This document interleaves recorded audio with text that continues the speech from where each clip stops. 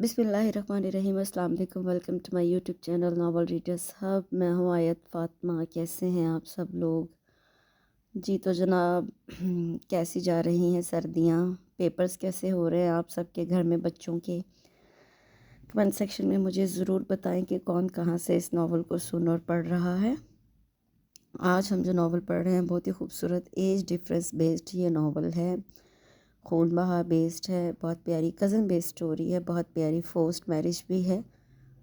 Hero जो है वो किसी और को पसंद करता है, लेकिन उसकी ज़बरदस्ती जो है ना उसकी कज़न से शादी कर देते हैं। लेकिन शादी के बाद ज़ाहिर है उनसीयत तो हो ही जाती है। फिर खून बहा का कुछ वाक़या होता है, उसी पे बेस ये बहुत प्यारी लव स्टोरी है। तो ये मैंने लिया है हिजाब से, डाइजेस्ट हिजाब से लिया है ये नावल। हुमैरा अली का ये नावल है, बहुत खूबसूरत। मंथ इसका है सितंबर और ईयर है इसका आई थिंक 2021। जी बिल्कुल। नावल का नाम है मुझे तुमसे मोहब्बत है। तो चलिए स्टार्ट करते हैं।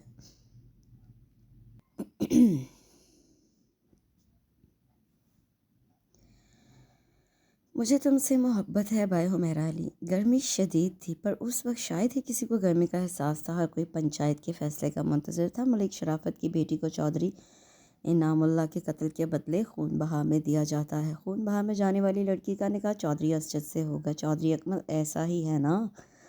मलिक शराफत का उस लड़की से मौत ज़िंदगी का ताल्लुक़ ख़त्म। आसपास के लोग गांव के मुअज़्ज़िज़ चौधरी वडेरे सर पर पगड़ियाँ सजाए गर्दन अकड़ा कर बैठे थे। पुलिस ऑफिसर की मौजूदगी में चौधरी इनामुल्लाह के कत्ल का मुकदमा लड़ा भी गया और फैसला भी सुना दिया।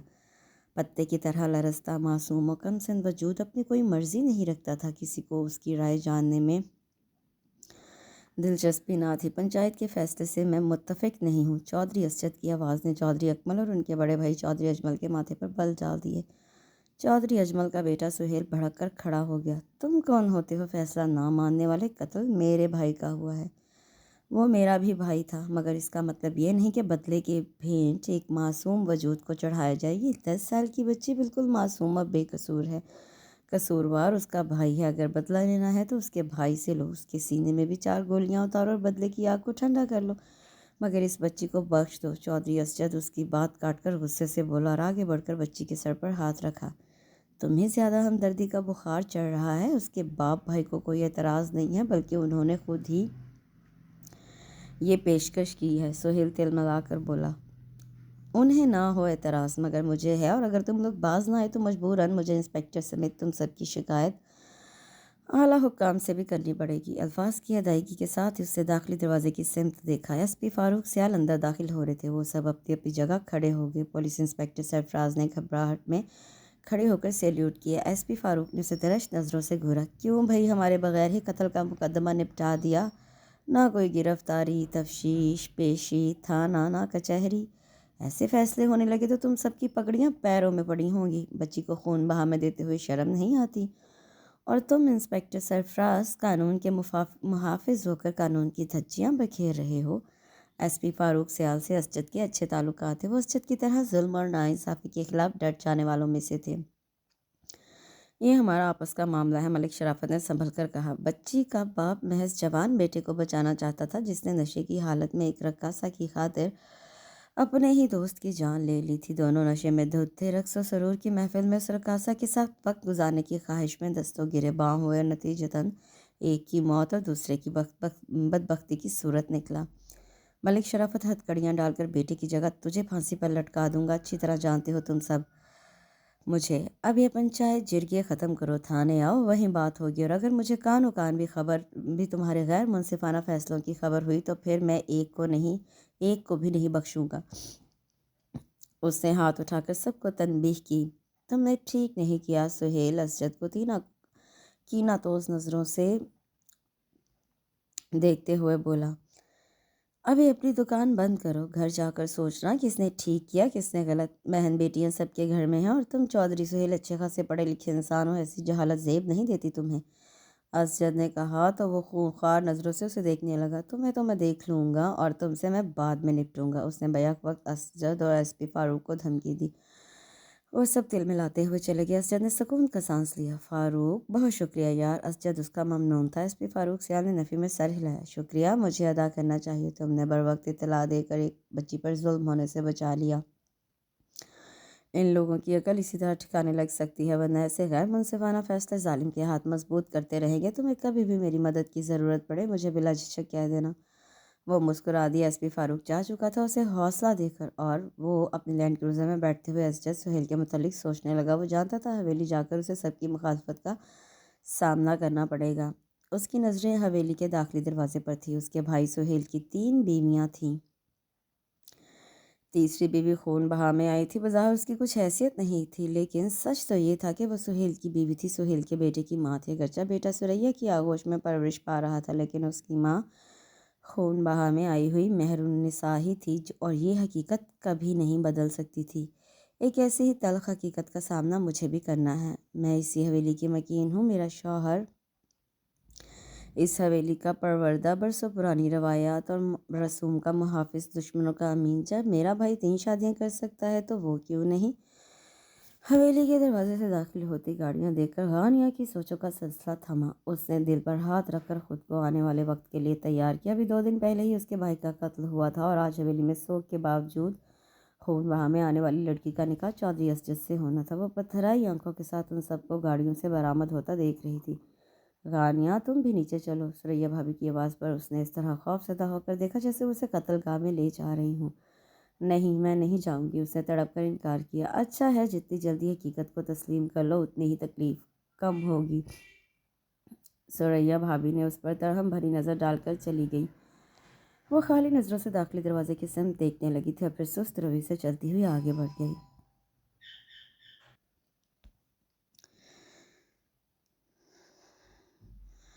अस्सलाम वालेकुम। कमरे का दरवाज़ा खोलते हाथ उसे देखकर रुक गए। वालेकुम अस्सलाम। खैरियत, अब तक जाग रही हो? वो देर तक जागने की आदी नहीं थी। असजद उसकी सुर्ख आंखें और सुर्ख नाक देखकर चौंका। नींद नहीं आ रही थी तो मुझे कॉल कर लेती, ज़रा जल्दी आ जाता मैं। वो अंदर आते हुए गोया हुआ। क्या फ़ैसला हुआ? उसकी बात को नज़रअंदाज करते पूछा। खैरियत? बहुत बेताबी है फ़ैसला जानने की। वो वार्डरोब की तरफ बढ़ते हुए आम से अंदाज में बोला। असजद, प्लीज़ बताएं, क्या आपने निकाह कर लिया उस लड़की से? वो बिखरी उलझी सी पूछ रही थी। लड़की नहीं, बच्ची थी, वो सिर्फ 10 साल की उम्र थी उसकी। उसे तासुब से बताया। आपने फिर भी निकाह कर लिया? गानिया की हालत सदमाती थी। असजद उसे बगौर देखा, जैसे उसकी जहनी हालत पर शुबा हो। ऐसा लगता हूँ मैं तुम्हें इतना जालिम और घटिया? वो उसके सर पर आकर खड़ा हुआ। गानिया ने घबराकर नफ़ी में सर हिलाया। हवेली की रस्म है, खून बहा में आने वाली लड़की चाहे बांदी बनकर रहे मगर किसी के निकाह में लाई जाती है। उसके लहजे में तलखी थी। इज्जत बनाकर लाई गई लड़की के साथ मुलाजमत से बदतर सलूक किए जाने पर वो कुटती रहती थी, मगर यही हवेली की रिवायत थी। मैं वो नहीं हूँ जो औरत को बांदी बना कर रखते हैं। मुझे ऐसी रस्मात का हिस्सा बनने में कोई दिलचस्पी नहीं। किसी को हक नहीं है एक इंसान के साथ जानवर वाला सलूक किया जाए, किसी के लिए किसी के किए की सज़ा किसी और को दी जाए। मैं नाइंसाफ़ी पसंद नहीं करता। तुम मेरी बीवी हो, मुझे जानती नहीं हो कि मैं कैसा हूँ। वो बरहम हुआ। इस हवेली के मर्दों का क्या भरोसा। वो सिर्फ सोच ही सकती थी, लिहाजा खामोशी से उसे देखती रही। चौधरी असजद इतना बेहमीद नहीं कि लोगों की मजबूरियों का फ़ायदा उठाए। मर्द होने के ज़ोम में औरत की निस्वानियत का कत्ल करे। वो तो फिर एक बच्ची थी, मासूम और मजबूर। मैंने एसपी फारूक को मुतला कर दिया है, वो इस मामले पर नज़र रखेंगे। अब कसास में रकम या ज़मीन का मुतालबा हो सकता है, मगर झगड़े में औरत नहीं इस्तेमाल होगी। समझ आई मेरी बात? तुम्हारा शौहर इतना संगदिल नहीं जितना तुम समझती हो। गानिया ने एतराफ़ किया। वो वाकई संगदिल नहीं था। हाँ, वो ऐसा नहीं था, वो मुख्तलिफ था। उसका दिल सकून से भर गया। मिजाज भी एकदम तब्दील हो गया। लब मुस्कुरा उठे, आंखें जगमगाने लगीं। एकदम एक वसवसा दिल में उठा। अगर 10 साल की बच्ची ना होती तो निकाह कर लेते? उसने इस्तफसार किया। फिर उसे देखकर फैसला करता। जवाब उसकी तवक्को के बरखिलाफ था। गानिया का दिल बुझ गया। यानी आप फैसला करके गए थे अगर वो बच्ची 10 साल की बजाय 15 की होती तो निकाह करके ही लौटते? गानिया ने बेदिली से कहा। वो हंसने लगा। दूसरी शादी पर पाबंदी तो नहीं है। 15 की बजाय 55 की भी होती तो निकाह कर सकता था, मगर शर्त मोहब्बत है। उसका जवाब सुनकर गानिया का दिल उछलकर हलक में आ गया। यह मोहब्बत कहाँ से आ गई थी? इससे पहले क्यों महसूस ना हुई? اسجد نے سوئے ہوئے بیٹے کو دیکھا۔ میں گھر آتا ہوں تو صاحب بہادر سوئے ہوئے ملتے ہیں۔ میرے بیٹے کو بھی اپنی طرح بنا دیا، مجھ سے بیزار، خود میں گرفتار۔ اس کا لہجہ بہکا تھا۔ غانیہ نے گھبرا کر نفی میں سر ہلایا۔ اسجد نے بے ساختہ کہکا لگایا۔ تم واقعی مجھ سے بیزار نہیں ہو؟ وہ سنجیدگی سے بولا۔ نہیں، مجھے نیند آ رہی ہے، سارا دن پریشان رہی، پہلے آ کر بتا دیتے کہ نکاح نہیں کیا تو اب تک چین سے سو چکی ہوتی۔ وہ اطمینان سے بیڈ پر دراز ہوتے گویا ہوئی۔ سو جاؤ، ہو سکتا ہے صبح اٹھو تو میرے نکاح کی خبر ملے۔ وہ خطرناک حد تک سنجیدہ تھا۔ اسجد، اس نے سہم کر دیکھا۔ وہ اس کی نیند اڑا کر شرارت سے مسکرا تھا۔ وارڈروب سے کپڑے لے کر واش روم کی طرف بڑھ گیا۔ غانیہ کا دل ایک نئے وہم سے روشناس ہو کر اسے محتاط کر گیا تھا۔ اسجد، میں کبھی بھی کسی اور کو ہمارے درمیان برداشت نہیں کروں گی، مذاق میں بھی نہیں، مجھ میں اتنی سکت نہیں ہے۔ وہ اس کے سونے کے بعد بھی جاگ رہی تھی۔ یہ الفاظ وہ اسے کہنا چاہتی تھی لیکن اسے کہنے کی ہمت نہیں تھی۔ دوسری شادی اس کا حق ہے اور اسجد کو اس کی اجازت کی کبھی ضرورت نہیں پڑے گی۔ یہ بات بھی غانیہ کو اچھی طرح معلوم تھی۔ تم نے جو حرکت کل کی اس کے بعد ہمارا تم سے ہر تعلق ختم ہو گیا۔ اس کے چچا چودھری اکمل کی گرجدار آواز نے حویلی کے در و دیوار ہلا دیے۔ دونوں بھائیوں میں مثالی محبت تھی، بچوں میں جلن و حسد کا شائبہ تک نہ تھا، سوائے سہیل کے جو اسجد کو خاص پسند نہیں کرتا تھا۔ میں نے وہ کیا جو مجھے بہتر لگا۔ اسجد کو کوئی ندامت نہ تھی، نہ ہی خوف تھا۔ اس حویلی میں ہمارے قانون چلتے ہیں، شہر کے نہیں۔ تم حد سے تجاوز کر رہے ہو، تم مجھے انتہائی قدم اٹھانے پر مجبور مت کرو۔ چودھری اجمل بیٹی پر دہاڑے۔ بابا، میں حق تلفی اور ناانصافی نہیں دیکھ سکتا۔ ہاں، تم حق تلفی نہیں دیکھ سکتے لیکن شہر کی عورتوں کے ساتھ تعلقات رکھ کر میری بہن کی حق تلفی کر سکتے ہو۔ واہ چودھری اسجد، اچھا قانون ہے۔ ہمارے لیے دوسرے اصول اور اپنے لیے دوسرے۔ سہیل پھنکارا تھا۔ میں اپنی صفائی میں ایک لفظ نہیں کہوں گا، جو سمجھنا ہے سمجھ لو۔ وہ بھی گھرایا۔ بینش کون ہے؟ سوال اس کی ماں نے کیا۔ سہیل کی آنکھوں میں استہزائی تاثرات در آئے۔ اس کے پاس وضاحت دینے کی سوا کوئی چارہ نہ تھا۔ دوست ہیں میری، ہم یونیورسٹی میں پڑھتے تھے اور ہم دونوں ایک دوسرے کو پسند کرتے تھے۔ میں آپ سب کو بتانے والا تھا لیکن انہیں دوسروں کے معاملات میں دخل دینے کی عادت ہے۔ سہیل کی طرف دیکھتے ہوئے وہ نخوت سے گویا ہوا۔ اسجد، سہیل بڑا ہے، بہنوئی ہے تمہارا، تمیز سے بات کرو۔ اس کی ماں نے اسے ٹوکا، وہ لب بھینچ گیا۔ آپ اس سے پوچھے وہ لڑکی کس عزت دار گھرانے سے تعلق رکھتی ہے؟ سہیل نے انہیں یاد دلایا۔ اس نے بیزاری سے سہیل کو دیکھا۔ عزت دار گھرانے سے تعلق ہے اس کا، ماڈلنگ اس کا شوق تھا، وہ چھوڑ چکی ہے۔ تم میری بہن پر ایک ماڈل لا رہے ہو؟ سہیل بھڑکا۔ اسجد، اس کے گھر والے کیسے ہیں؟ ماں نے سوال کیا۔ والد کا انتقال ہو چکا ہے، والدہ امریکہ میں مقیم ہے۔ یہ کیوں نہیں کہتے کہ ایک کرسچن عورت ہے؟ سہیل کی مداخلت نے اسے زج کر دیا۔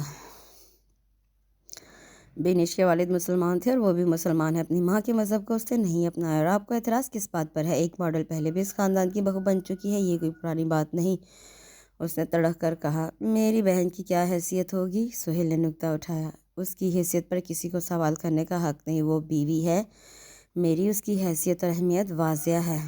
اس سے توقف کیا۔ بینش سے آپ ملیں گی تو اس کی گرویدہ ہو جائیں گی، بہت اچھی لڑکی ہے۔ اس کی بات کا کوئی جواب نہیں دیا گیا۔ اپنی محبت کے حصول کی خواہش نے اس کی نگاہوں کے سامنے کا منظر دھندلا دیا۔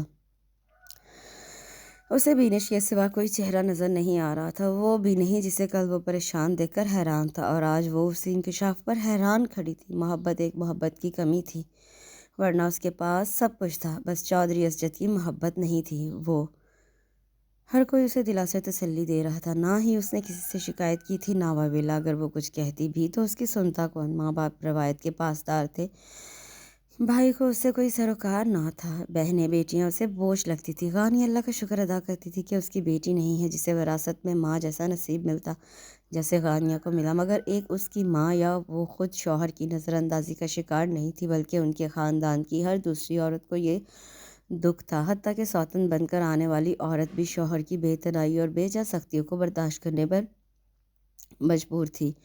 زمین جائیداد اور روپے پیسے کی فراوانی نے مردوں کو بااختیار بنا دیا تھا۔ وہ خود سے کئی سال چھوٹی لڑکیوں سے شادی کر کے پہلی بیوی کو کاٹ کباڑ کی طرح ایک طرف ڈال دیتے تھے۔ اگر اس کے ساتھ ایسا ہو رہا تھا تو کون سا انوکھی بات تھی؟ نانی جان کے دل سے تسلیاں اسے کڑوا سچ لگ رہے تھے۔ وہ پہلی عورت نہیں تھی جس پر سوتن آ رہی تھی اور نہ ہی آخری تھی جسے شوہر کی طرف سے ناپسند ہونے کی سند ملی تھی۔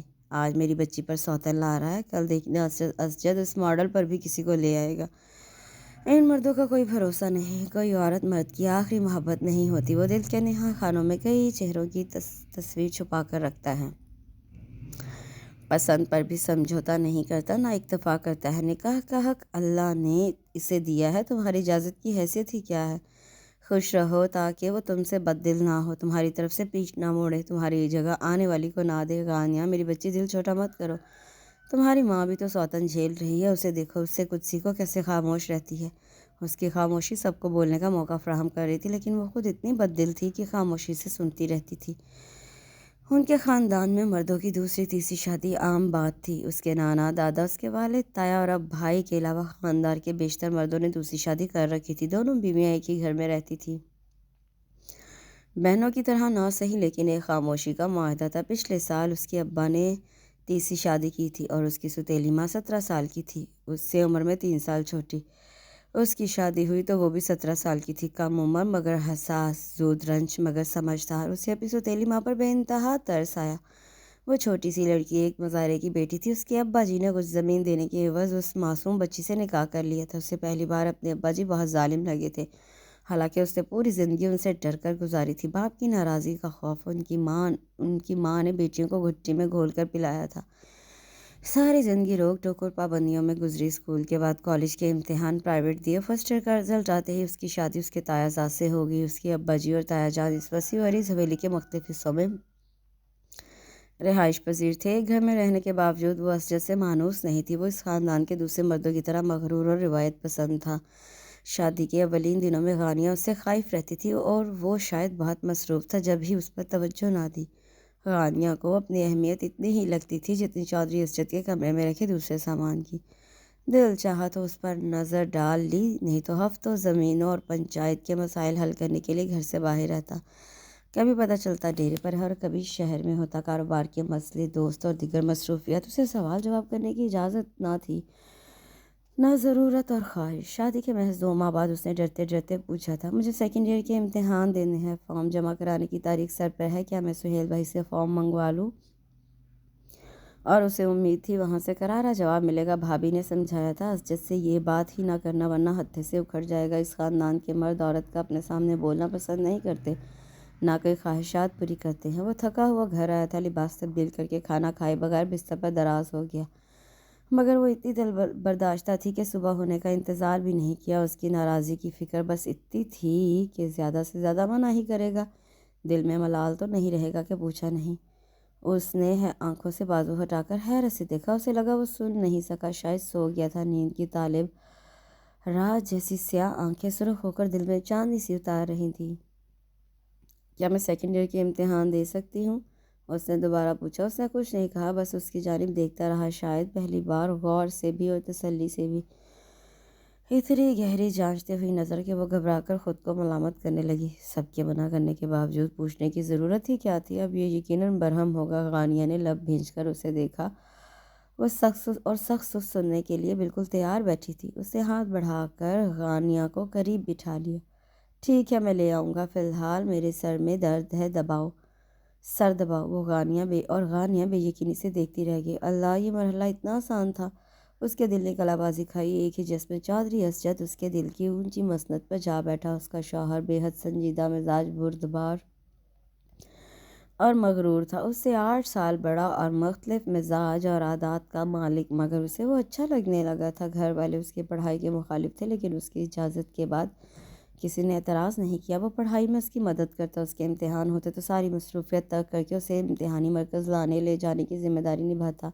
امتحانات سے فراغت کے بعد وہ خوب آرام کرتی اور اسجد کا حکم ہوتا کہ اس کے آرام میں خلل نہ ڈالا جائے۔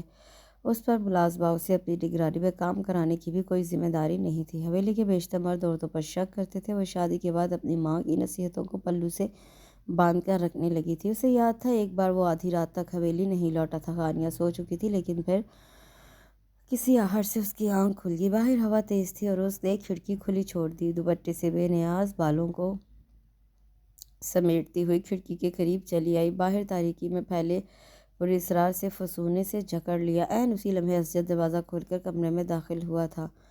اس نے چونک کر دیکھا اور گھبرا کر پیچھے ہٹی۔ کسے دیکھ کر مسکرایا جا رہا ہے؟ اس نے قریب سے اسے قریب آتے ہوئے استفسار کیا۔ غانیہ کے ذہن سے سحر پھونکتی رات کا فسو اتر گیا۔ نہیں تو کوئی نہیں ہے، وہ کھڑکی کے قریب آتے ہوئے اسے بھی خود میں سمیٹ گیا۔ کوئی تو ہے، وہ باہر دیکھتے ہوئے شرارت سے گویا ہوا تھا۔ نہیں اسجد، میرا یقین کریں، کوئی بھی نہیں، میں تو بس ایسے ہی دیکھ رہی تھی۔ اس کا خوف سا کانپتا وجود، سفید پڑتی رنگت آنکھوں میں اپنے عکس کی جگہ ہر راز کو دیکھ کر وہ چونکا تھا۔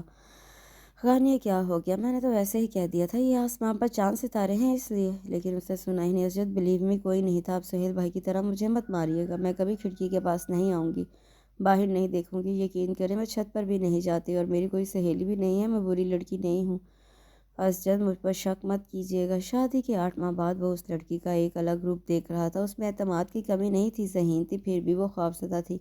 اسے بے حد تکلیف ہوئی، سہیل سے ایسی جہالت کی امید نہیں تھی۔ غانیہ یار میری طرف دیکھو، میں ایسا لگتا ہوں تمہیں؟ کیا میں نے آج تک کچھ کہا تمہیں؟ بتاؤ، کیا میں تم پر سختی کر سکتا ہوں؟ کبھی نہیں۔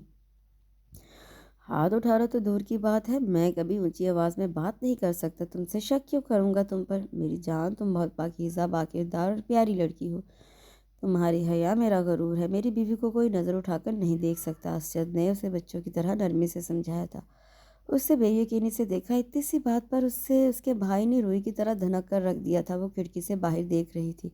اسے نہیں پتا تھا کہ باہر ملازم لڑکا اسے دیکھ رہا ہے، مگر یہ منظر حویلی میں داخل ہوتے سہیل نے دیکھ لیا تھا۔ اس لڑکے کے تو ہاتھ پاؤں سلامت نہیں رہے تھے، لیکن رعایت بے خبر و معصوم 14 سالہ غانیہ کو بھی نہیں ملی تھی۔ وہ اب بھی اس مار کو یاد کر کے کام جاتی تھی۔ زخم بھر گئے تھے، لیکن اعتماد ریزہ ریزہ ہو کر بکھر گیا تھا۔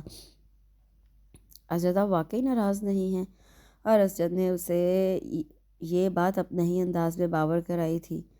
غانیہ چودھری اسجد کو اپنے دل کی اونچی مسند پر براجمان کر چکی تھی، لیکن اس دن اسے یقین ہو گیا کہ وہ بھی چودھری اسجد کے دل پر حکومت کرتی ہے۔ کیا ہوا جو کبھی اس سے کہا نہیں؟ غانیہ کو سننے کی طلب نہیں تھی، وہ اس کا دامن عزت اور محبت سے بھر چکا تھا۔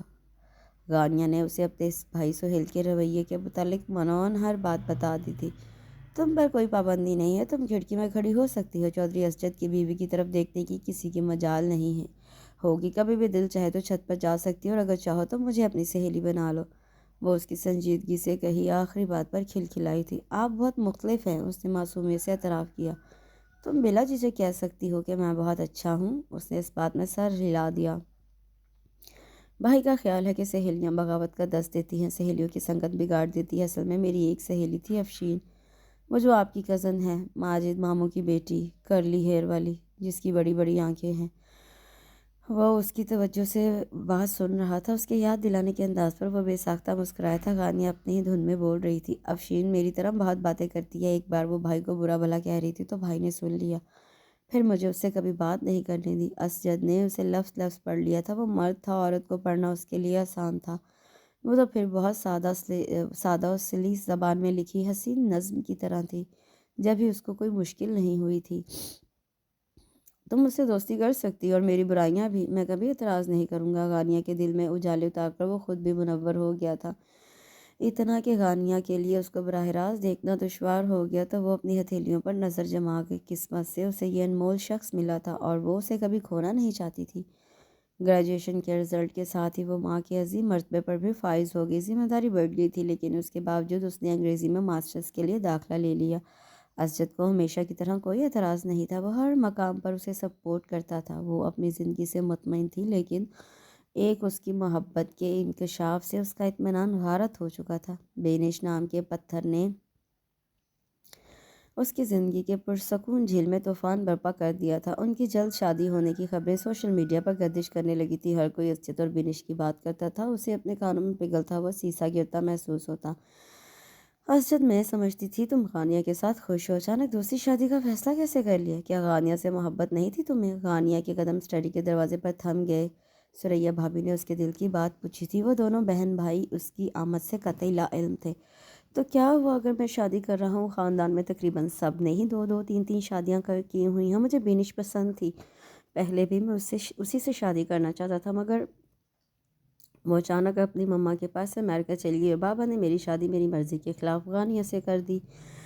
اس سے میری ذہنی ہم آہنگی نہیں ہے، میں اپنے مزاج کے خلاف ہر بات برداشت کرتا رہا۔ اب اگر میں دوسری شادی کر رہا ہوں تو اس میں اعتراض کرنے والی کوئی بات نہیں۔ میں نے وعدہ کیا تھا بینش سے، اب میں وعدے سے پھر نہیں سکتا۔ وہ یہیں اس گھر میں رہے گی، کوئی عام لڑکی نہیں ہے، نہ ہی کسی فلمی بیک گراؤنڈ سے تعلق رکھتی ہے۔ اس نے شوق کے کچھ عرصے کے لیے ماڈلنگ کی تھی، مگر اب چھوڑ چکی ہے۔ بائی پروفیشن سائیکالوجسٹ، ایک میچور پڑھی لکھی لڑکی ہے۔ ثریا بھابی کے استفسار پر اس نے دل کھول کر رکھ دیا۔ کیا وہ جانتی ہے کہ تم شادی شدہ اور ایک بچے کے باپ ہو؟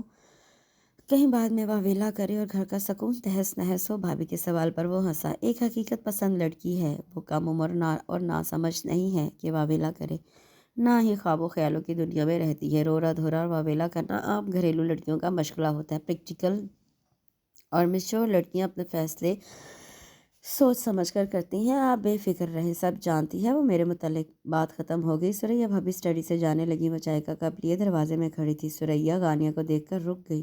وہ فیصلہ کر چکا ہے، تمہیں دل مضبوط کرنا ہے۔ ثریا بھابی کی صلاح ناقابل عمل تھی۔ اسے گھر والوں سے شادی کرنے کی اجازت بھی مل گئی، اگرچہ اس نے اجازت مانگی نہیں تھی، نہ اسے ضرورت تھی۔ غانیہ نے بھی سب کی طرح خاموشی سے اس کے فیصلے کو قبول کر لیا۔ اسے اختیار ہی کب حاصل تھا کہ وہ اس پر کوئی حق جتاتی؟ اس کی خاموشی کو ناراضی سمجھنے والی ثریا بھابی تھی، اس کی اکلوتی حساس بھابی اور اس کے سنگ دل شوہر کی اکلوتی بہن۔ وہ آج کل جلدی آنے لگا تھا، نہ ہی رات دیر تک کزنز کے ساتھ بیٹھتا، نہ ڈیرے پر رکتا، شہر جانا بھی کم کر دیا تھا۔ حیرت کی بات یہ تھی غانیہ کو پھر بھی میسر نہ تھا۔ اس کے موبائل کے رنگ ٹون کے ساتھ ہی غانیہ کا دل دھڑکنا بند کر دیتا تھا، سماعتیں سراپا اذیت بن جاتی تھی اور رگ رگ میں حشر برپا ہونے لگتا، آنکھیں بلا وجہ سرخ ہونے لگتی تھیں۔ وہ اب بھی موبائل کان سے لگائے کمرے میں داخل ہوا تھا۔ غانیہ نے باہر کی راہ لی۔ کیا بات ہے، اتنی اکھڑی کیوں رہنے لگی ہو؟ وہ پھر کال کرنے کا عندیہ دے کر رابطہ منقطع کرتے ہوئے اس کی راہ میں حائل ہوا۔ دل چاہا کہے آپ جو کہیں اور فکس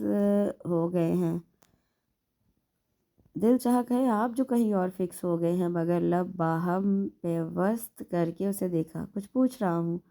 اپنے ساتھ ماں کے بیٹے کو اس کے بازوں سے لیتے ہوئے اس پر بھی عنایت کا لمحہ وار ہوا تو وہ گھبرا کر 2 قدم پیچھے ہوئی۔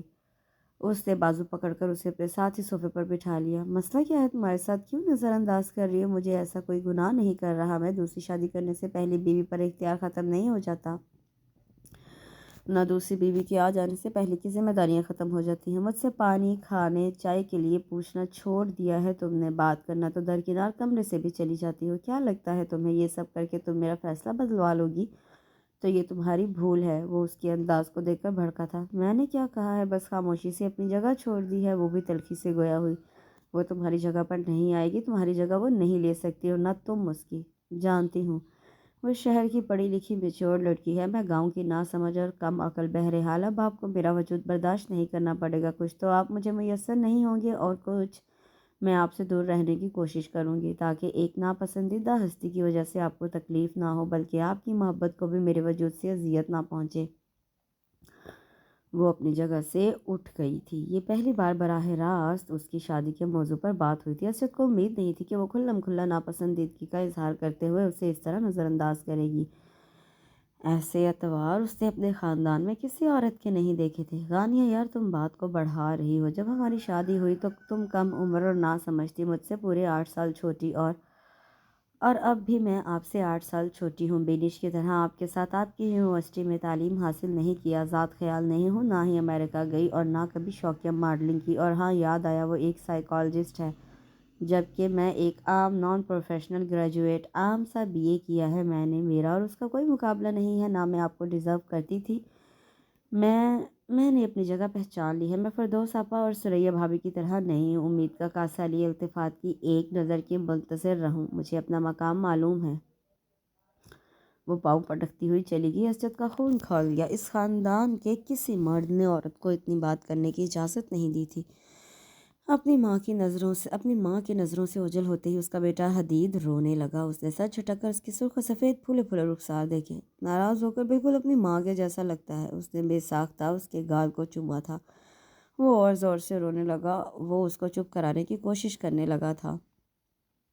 وہ حویلی کی وسیع عریض چھت پر آ کر رونے لگی تھی۔ دل کا غبار کسی کے سامنے نکالتے ہوئے اس کی ناک کے پندار پر ٹھیس لگتی تھی۔ تنہا بیٹھ کر اپنی بے بسی اور بے وقوفی پر آنسو بہانے میں کوئی مذائقہ نہیں تھا۔ وہ انا پرست تھی لیکن بے حس نہیں۔ اپنی ناقدری پر آنسو بہانا اس کا حق تھا۔ شادی کے اولین دن یاد آتے تو دل میں پھانس چبھتی تھی۔ سب ٹھیک ہی تو کہتے تھے، وہ کم عقل، ناسمجھ، نادان تھی۔ شادی کے بعد اسجد نے کبھی اس سے ڈھنگ سے بات نہیں کی تھی۔ وہ خود ہی محتاط رہتی تھی۔ وہ کہاں جا رہا ہے، کہاں سے آ رہا ہے، اس کے دوست، اس کی پسند ناپسند، اس کے مشاغل، اس کی شب و روز کی مصروفیات سے وہ بالکل ناواقف تھی۔ وہ تو یہ بھی نہیں جانتی تھی کہ اسجد اسے ناپسند کرتا ہے۔ یہ بات سوچتی تو دل پر قطرہ قطرہ گرم سیال گرنے لگتا۔ شادی کی پہلی رات اس کے ذہن سے کیسے محو ہو گئی تھی۔ اسجد نے اسے کمرے سے نکال دیا تھا صرف اس کے رونے کی وجہ سے۔ وہ کیا کرتی؟ اس نے رخصتی کے وقت سب لڑکیوں کو روتے ہوئے دیکھا تھا۔ حویلی کے ایک حصے سے دوسرے حصے میں جاتے ہوئے ثریا بھابھی بھی بہت روئی تھی۔ کسی نے اعتراض نہیں کیا تھا۔ اپنی بہن کو دلاسے دینے والا اسجد اس کے آنسوؤں سے بیزار ہو گیا تھا۔ رخصتی کی رسمی کارروائی کے وقت بھی اس نے کہا تھا، پلیز چچی، رونا دھونا ختم کریں۔ اسے چپ کرانے کی بجائے آپ سب بھی رو رہے ہیں، یہ کون سا میلوں دور جا رہی ہو؟ جب کمرے میں آ کر بھی وہ اسی شدت سے روتی رہی تو ضد چاہ کر اسجد نے اسے کمرے سے بے دخل کر دیا تھا۔ اس کا ہاتھ پکڑ کر باہر نکالتے ہوئے اس نے کہا تھا، جاؤ شاباش، اپنے کمرے میں جا کر آنسو بہانے کا شغل کرو، مجھے روتی صورت دیکھنے کا کوئی شوق نہیں ہے۔ منہ پر دروازہ بند ہوتے ہی اس نے دائیں ہاتھ سے گہرا سرخ شرارہ تھاما اور بائیں ہاتھ سے بے دردی سے آنکھیں رگڑی۔ وہ بند دروازے پر نظر ڈالے بغیر جانے کے لیے پلٹ گئی تھی۔ وہ اپنی اماں جان کے پاس جا کر خوب آنسو بہانا چاہتی تھی، لیکن جس طرح دروازہ بند ہوا تھا ویسے ہی کھل بھی گیا۔ اندر آ جاؤ، اس کی بھاری آواز غانیہ کی سماعت سے ٹکرائی اور پھر اس کا بازو سختی سے پکڑتے ہوئے کمرے سے جس طرح نکالا تھا اسی طرح کمرے میں واپس کھینچ بھی لیا تھا۔ دروازہ بند کر کے وہ اس کی جانب بہت خونخوار تیولیے پلٹا تھا، لیکن اس کی صورت دیکھ کر لب بھیج گیا۔ سرخ لباس میں گلابی چہرے پر چھائے حزن کے رنگ، آنکھوں سے بہتے آنسو اور اس کی جانب اٹھی ہوئی شکوہ کے نگاہوں نے اسے اس قدر شرمندہ کر دیا تھا۔ سوری، میں اس طرح روڈ نہیں ہونا چاہتا تھا، مگر تمہارے آنسو مجھے غصہ دلا رہے ہیں۔ رونے کی ضرورت کیا ہے؟ تم رخصت ہو کر پردیس نہیں آئی ہو۔ یہ وہی حویلی ہے جہاں صبح شام تم سب سے ملتی رہتی۔ اس نے نرمی سے سمجھایا۔ میں کیا کروں، مجھے رونا آ رہا ہے۔ معصومیت بھرے اس جواب پر اسجد نے گہری سانس لی۔ فی الحال جا کر لباس تبدیل کرو اور پلیز آئندہ یہ کلر مت پہننا، مجھے پسند نہیں۔ اس کا دل کرلایا۔ اسے ہر بات پوری جزیات کے ساتھ یاد آ رہی تھی۔ ہاں، اسے میں کبھی پسند تھی ہی نہیں۔ اس وقت بھی اس کے لیے آنسوؤں پر پہرے بٹھانا مشکل تھا۔ اب بھی یہ کام اس جیسی زود رنج کے لیے کٹھن تھا۔ اس وقت اسجد نے اسے رونے کے سبب کمرے سے نکال دیا تھا اور آج ایسا وقت پڑا تھا کہ وہ ضبط کریا کی ہزار کوششیں کر کے ناکام ہونے کے بعد یہاں چلی آئی تھی۔ بہت دیر آنسو بہانے کے بعد اسے یاد آئے گا اس کا بیٹا اسے ڈھونڈ رہا ہوگا۔ وہ آنسو صاف کرتی نیچے چلی آئی۔ حال کمرے میں محفل جمی ہوئی تھی۔ رنگ برنگی زرد تار دوپٹے، کامدار جوڑے قالین اور صوفوں پر بکھرے تھے۔ ثریا بھابھی، فردوس آپا شادی میں شرکت کے لیے آئی ہوئی خالہ، پھپھو کی بیٹیاں ملازماؤں کے ساتھ مل کر بری کے کپڑے رکھ رہی تھیں۔ اس کا بیٹا قالین پر بکھرے جل مل دوپٹوں کو دیکھ کر خوش ہو رہا تھا اور شاہ صاحب کے ہاتھ میں خوبصورت قیمتی نگوں سے جڑا طلائی سیٹ کا ڈبہ تھا۔ یقیناً وہ اس وقت کسی اور کو سوچ رہا تھا۔ اس کی دونوں مائیں بیٹے کو یقیناً آنے والی بہو کے لیے خریدا گیا سیٹ دکھا رہی تھیں۔ اسجد کی والدہ کو وہ لوگ بڑی تائی اور تایا جان کی دوسری بیوی کو چھوٹی اماں کہتے تھے۔ ان کا صرف ایک بیٹا تھا، عابد۔ اسجد اس پر جان چھڑکتا تھا اور آج کل عابد کی شادی کی تیاریاں زور و شور سے ہو رہی تھیں۔ وہ سب کی مصروفیت پر نظر ڈال کر ہال کمرے کے اندر چلی آئی۔ اسجد، بینش کی ماں کب تک امریکہ سے آ رہی ہیں؟ کچھ ہمیں بھی پتہ چلے۔ ہم تو تیاریوں میں مصروف ہیں، مگر وہاں تو بات تک نہیں کی۔ تاریخ طے ہو جائے تو دونوں بہوؤں کو ایک ساتھ ہی لے آئیں۔ بڑی اماں کے الفاظ نے تیز دھار چھری کی طرح اس کے دل پر وار کیا۔ وہ جلد ہی آ جائیں گی۔ فی الحال آپ عابد کی شادی کی تیاری کریں، اور ویسے بھی اسے اس طرح کے زیورات اور ایمبرائڈری والے بھاری بھر کپڑے پہننے کی عادت نہیں۔ وہ اپنی پسند سے شاپنگ کرے گی۔ غانیہ کا دل قطرہ قطرہ آنکھوں سے بہنے لگا۔ اس نے سب پر ایک نگاہ ڈالی، کوئی اس کی طرف متوجہ نہیں تھا۔ اس نے چپکے سے آنسو صاف کرتے ہوئے یہاں سے اٹھ جانا ہی مناسب سمجھا۔ وہ اپنے دل کی حالت کسی پر ظاہر نہیں کرنا چاہتی تھی۔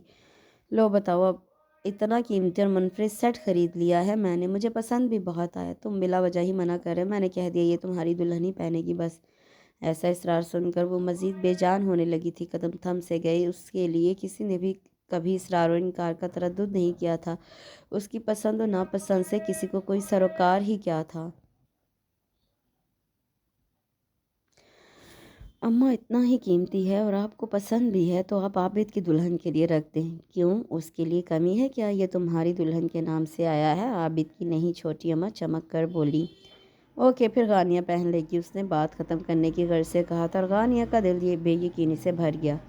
تو اب اسے ایسی بچ جانے والی دوسروں کی رد کی ہوئی چیزیں ملیں گی؟ اس کی حیثیت تو پہلے بھی کوئی خاص نہ تھی، لیکن اب وہ خود کو تنکے سے بھی ہلکا محسوس کر رہی تھی۔ اس کے سفید پڑتے چہرے پر بھی سب سے پہلے ثریا بھابھی کی نظر پڑی۔ ارے میری جان، وہاں کیوں کھڑی ہو؟ یہاں آؤ، تمہارا لاڈلا تمہیں یاد کر کے ابھی چپ ہوا ہے۔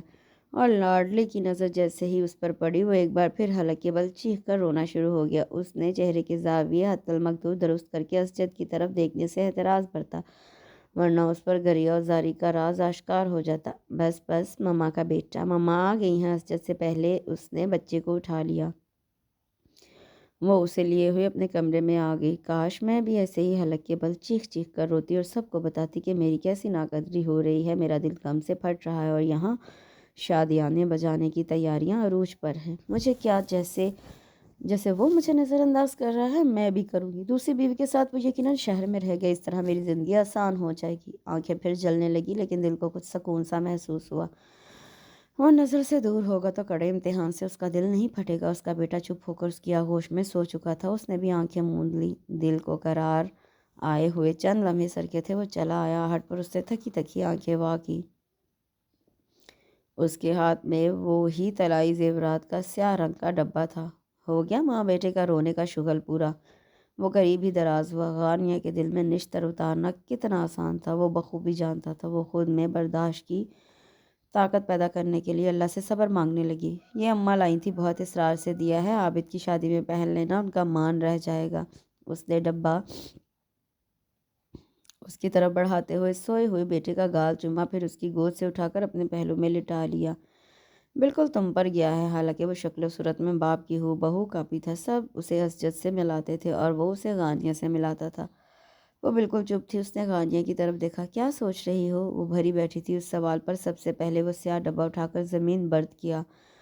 اسجد نے ناگواری سے اس کا رد عمل دیکھا اور اٹھ کر بیٹھ گیا۔ یہ کیا بد تہذیبی کا مظاہرہ کیا ہے تم نے؟ اس نے تڑپ کر دیکھا۔ میں نے بد تہذیبی کا مظاہرہ کیا ہے یا کسی اور کے لیے لایا ہوا سیٹ؟ مجھے بخش کر، آپ بہت تہذیب کا مظاہرہ کر رہے ہیں۔ وہ تڑک کر بولی۔ مجھے دوسروں کی چھوڑی ہوئی چیزوں میں کبھی دلچسپی نہیں رہی۔ مجھے نہیں چاہیے یہ بخشش۔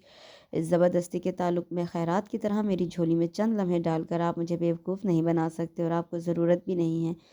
میری مجبوری ہے جو اس گھر میں ہوں۔ سب مجھے سمجھوتے کا درس دیتے ہیں، مجھے کوئی نہیں سمجھتا، اور کر تو رہی ہوں سمجھوتا۔ اس پر آپ آ گئے ہیں یہ خیرات لے کر۔ کیا بات کر رہی ہو؟ ان سب فضولیات کا مطلب کیا ہے آخر؟ وہ بیزاری سے بولا۔ غانیہ بیڈ سے اتر گئی۔ میں اور میری ہر بات آپ کو فضول ہی لگتی ہے؟ یہ جا کر اپنی نئی نویلی دلہن بینش کو دیم بڑی تائی اس کے لیے لائی تھی، اگر اسے نہیں پسند تو کوئی تیسری دیکھ لیں جو آپ کی بچی کھچی توجہ پر کھل اٹھے۔ مجھ سے یہ توقع مت رکھیے گا کہ میں ناپسندیدہ ہونے کی سند پانے کے بعد بھی آپ کی ناانصافیاں برداشت کر لوں گی، اس خیرات کو بخوشی قبول کر لوں گی۔ میں حد سے تجاوز کرتی آپ کی یہ ناپسندیدگی نہیں سہ سکتی، کبھی نہیں۔ میں آپ سے علیحدگی چاہتی ہوں۔ وہ خود نہیں جانتی تھی یہ آخری الفاظ اس نے کیسے اور کیوں ادا کیے۔ نہ وہ اتنی نڈر تھی اور نہ اس نے اس نہج پر کبھی سوچا تھا، پھر بھی اس نے وہ کہہ دیا جو اس کے لاشعور میں بھی نہیں تھا۔ اسجد سن کر آگ بگولا ہو گیا۔ اس نے اپنی جگہ سے اٹھ کر اس کے مقابل آتے ہوئے اس کا بازو دبوچا تھا۔ کیا چاہتی ہو تم؟ ذرا پھر سے کہنا۔ اس کی سرخ آنکھوں میں دیکھتے ہوئے غانیہ کو اپنی جان لبوں پر آتی محسوس ہوئی۔ کہو کیا چاہتی ہو تم؟ اس بار پہلے سے زیادہ سختی سے استفسار کیا تھا۔ اس نے گھبرا کر نفی میں سر ہلایا۔ غانیہ کیا کہہ رہا ہوں میں؟ دہراؤ اپنے الفاظ۔ وہ دبی آواز میں دھاڑا تھا۔ غانیہ سوکھے پتے کی طرح لرز گئی۔ اسجد میں یہ نہیں چاہتی، میں چاہتی ہوں مر جاؤں، بس میں مرنا چاہتی ہوں۔ عجب بے بسی کا احساس تھا، ایک لاپتہ سا درد، ایک بے نام سی چبھن اور ایک بے معنی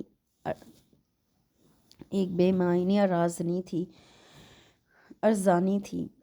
وہ رونے لگی تھی۔ وہ جو اس کے لفظوں کا کرارا جواب دے کر اسے اپنے اختیار کی لامحدود حد باور کرا دینا چاہتا تھا، یکدم بے بس ہو گیا۔ پہلے اس کے بازو پر گرفت نرم پڑی، پھر بہت احتیاط سے اسے سمیٹ لیا۔ کیوں بے معنی باتیں سوچ کر خود کو تکلیف دے رہی ہو؟ شادی کر رہا ہوں، تم سے لا تعلق نہیں ہو رہا۔ بینش سے میں نے کمٹمنٹ کی تھی، پھر درمیان میں کچھ سال آگے میں اس کا انتظار کرنا چاہتا تھا، لیکن بابا کی خواہش کے آگے ہار مان لی اور تم سے شادی کر لی۔ غانیہ تم جانتی ہو دوسری شادی کرنا ہمارے خاندان میں عام بات ہے، میرا نہیں خیال کہ اس سے تمہیں کوئی فرق پڑنا چاہیے، تمہارے مقام اور حیثیت میں کوئی فرق نہیں آئے گا۔ اس کی نرمی غانیہ کے دل پر پہاڑ کا سا بوجھ بڑھا رہی تھی، اس نے تڑپ کر اسجد کے حصار کو توڑا۔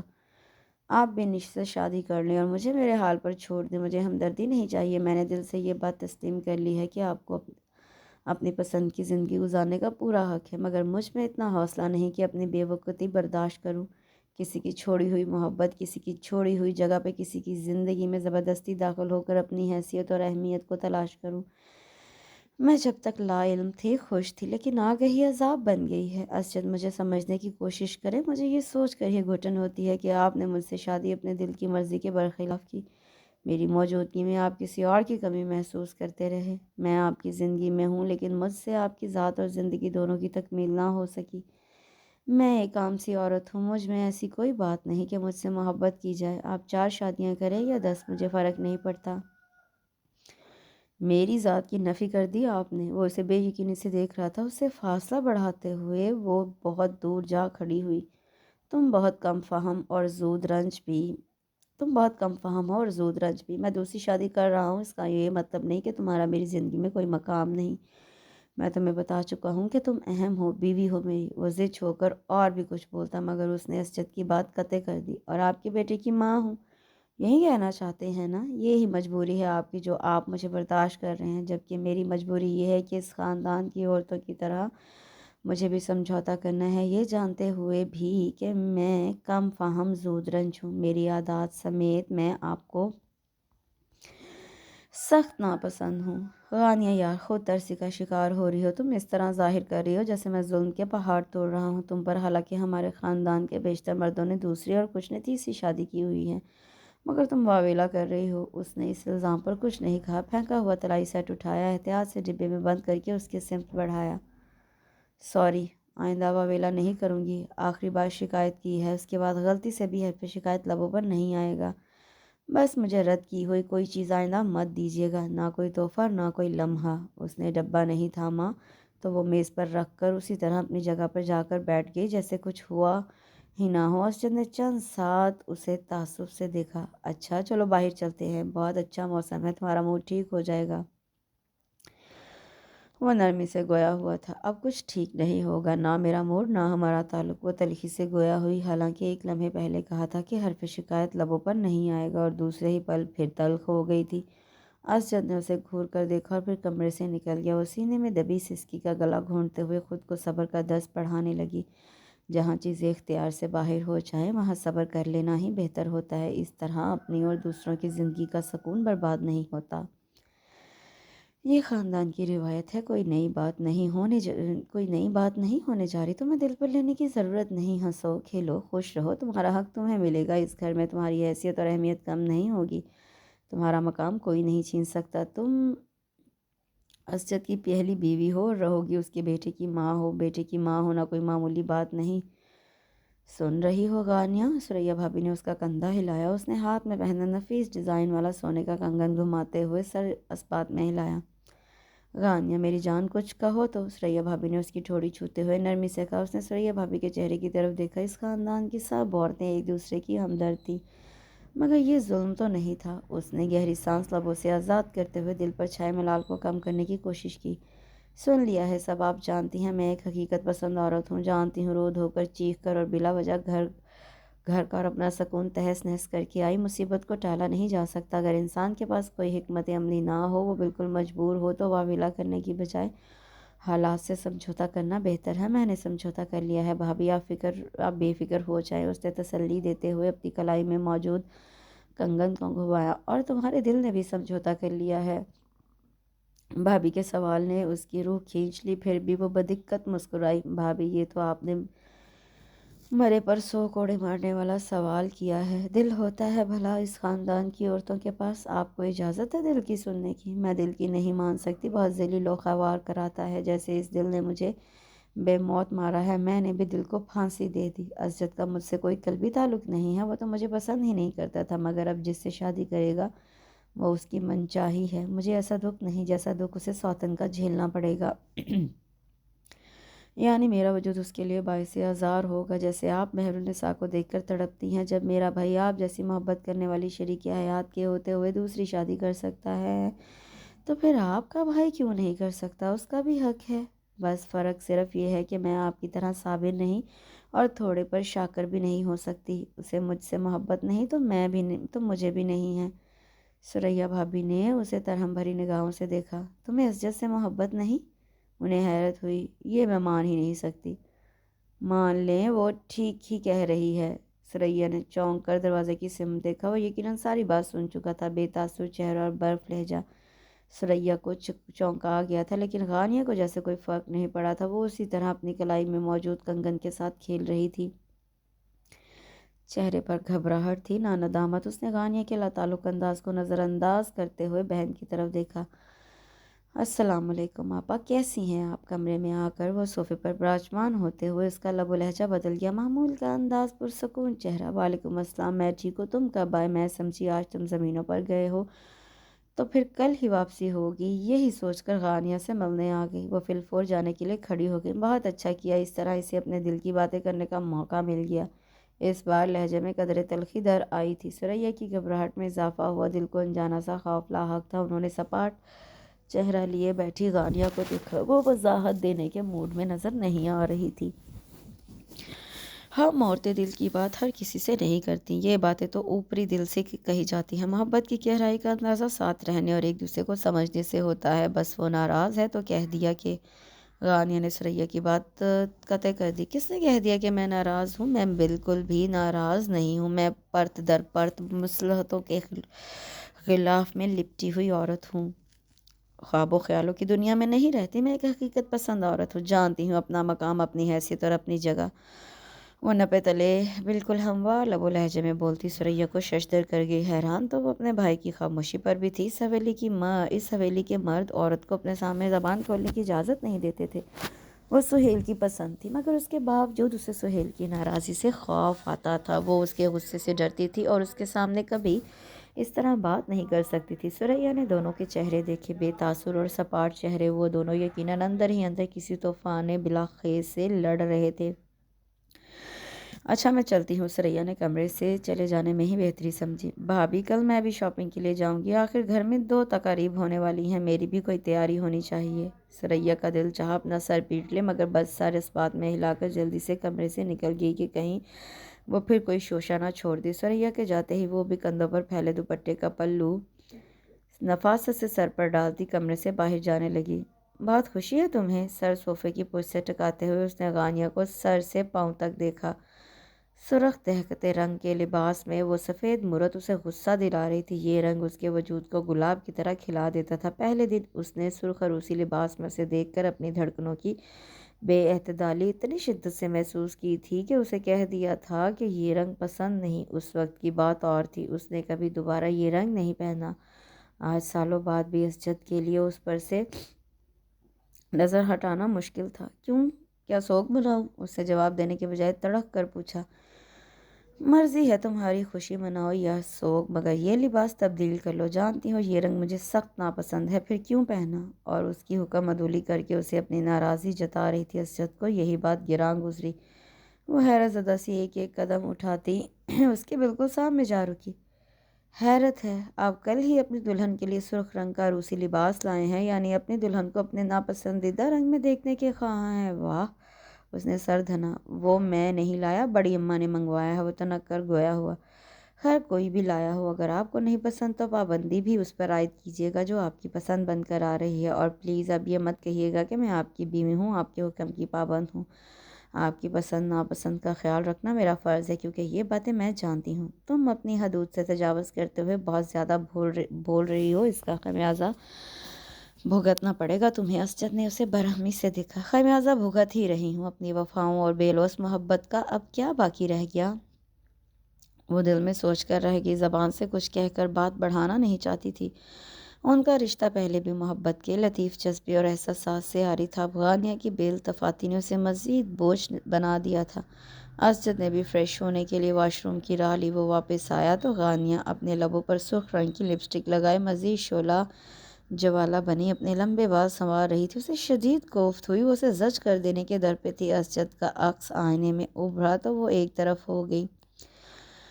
وہ محسوس کیے جانے والا گریز تھا۔ چلو میں تمہیں شاپنگ کروا لاتا ہوں۔ غانیہ نے اس غیر متوقع پیشکش پر اسے حیرت سے دیکھا، وہ دل کو ہر آن نئی تکلیف سے آشنا کراتا تھا۔ بہت شکریہ، میں بھابھی کے ساتھ چلی جاؤں گی۔ میرے ساتھ جانے میں کیا قباحت ہے؟ کچھ نہیں، مگر ہو سکتا ہے آپ کو میرے ساتھ جا کر ندامت ہو۔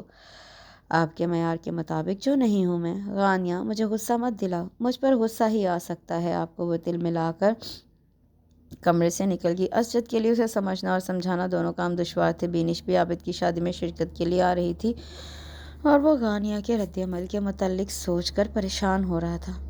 کون کہے گا کہ تمہارے دل میں قیامت کی تلخیاں پوشیدہ ہیں؟ حشر برپا کرنے کے سارے تیر کانٹوں سے لیس ہو کر دل کا درد چھپانے کا سامان کیا ہے تو اب مسکراؤ بھی، ورنہ ساری محنت ضائع جائے گی۔ عابد کی مہندی کا دن تھا، اس نے تیاری میں بہت اہتمام کیا تھا۔ جانتی تھی وہ آج بہت سے لوگوں کی جانچتی نگاہیں اس پر ہوں گی، نہیں جانتی تھی تو یہ کہ آج بینش بھی تقریب میں شرکت کے لیے کراچی سے آ رہی ہے۔ اگر اسے علم ہوتا تو اہتمام سے تیار ہونے کی بجائے کمرے سے ہی نہ نکلتی۔ خود پر ایک سرسری نگاہ ڈالنے کے بعد ڈریسنگ ٹیبل پر سے چاندی کی پازیب اٹھا کر بیڈ کا رخ کیا۔ اسی وقت اسجد چلا آیا، اسے دیکھ کر چونکا۔ امید نہیں تھی مجھے کہ تم اتنے اہتمام سے تیار ہو کر شادی میں شرکت کرو گی۔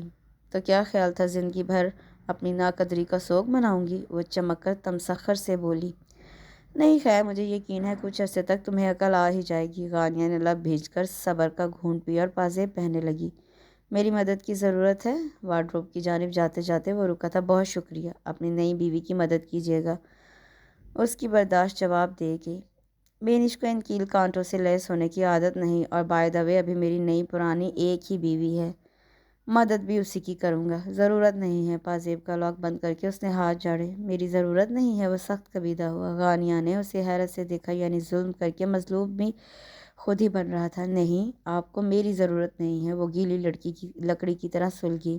غانیہ، بینش میری زندگی میں پہلے آئی تھی، پھر بھی میں نے کبھی تمہاری طرف سے بے اعتنائی نہیں برتی، اپنی کسی فرض میں کوتاہی نہیں کی، تمہیں تمہارا مقام دیا۔ اگر میں اپنی کمٹمنٹ نبھا رہا ہوں تو تم مجھے مجرم کیوں گردان رہی ہو؟ ہر الزام سے خود کو بری ذمہ بھی کر لیا تھا۔ غانیہ اسے خالی نظروں سے دیکھتی رہی، کیسے کہتی کہ محبت نہیں دی، بولی تو بس اتنا، واقعی سب دیا، سب سے بڑھ کر ناپسندیدہ ہستی کو اپنی زندگی میں جگہ دے کر احسان عظیم کیا۔ آپ کو بار بار وضاحت دینے کی ضرورت کیا ہے؟ کر تو رہے ہیں شادی، مجھ جیسی بے بس اور کمزور عورت کی فکر کرنے کی ضرورت نہیں۔ وہ اپنی برداشت پر ہر بار دم بخود رہ جاتا تھا۔ اس کے سامنے اپنے بے بس ہو جانے پر، اپنی خاموشی اور نرمی پر، اس کے اپنے حواس پر چھا جانے کی وجہ اسے خود سمجھ میں نہیں آتی تھی۔ واقعی وہ ایک بے بس اور کمزور عورت تھی، مگر پھر وہ کیوں مغلوب تھا اور وہ غالب؟ مہندی کی تقریب شروع ہو چکی تھی۔ مہمانوں کی آمد کے بعد ہی وہ اپنے کمرے میں آیا۔ تیاری کے دوران بھی وہ اپنی طرف سے غانیہ کو